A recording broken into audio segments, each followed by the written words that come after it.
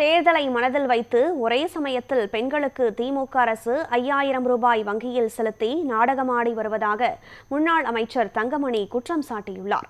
நாமக்கல் மாவட்டம் பள்ளிப்பாளையத்தில் பேசிய அவர், போதைப் பொருட்கள் திமுக ஆட்சியில் கட்டுக்கடங்காமல் விற்பனையாகி வருவதாக தெரிவித்தார்.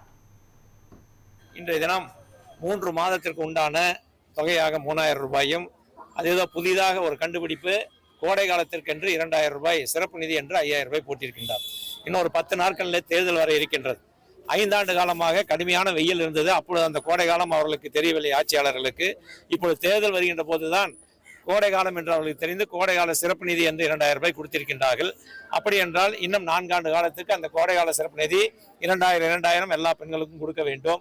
எப்படி 1000 ரூபாய் கொடுக்குறோம்னு சொல்லி 27 மாதங்கள் கழித்து கொடுத்தார்களோ அதே போல இப்பொழுது 2000 ரூபாய் என்று சொல்லிவிட்டு அடுத்த சட்டமன்ற தேர்தல் 2031 வருகின்ற போதுதான் கொடுப்பார்கள். மக்கள் ஏமாற தயாராக இல்லை. ஆனால் அண்ணன் எடப்பாடியார் வந்தால் முதல் கையெழுத்திட்டு அண்ணன் சொன்ன வாக்குறுதி அத்தனையும் நிறைவேற்றி கொடுப்பார்கள்.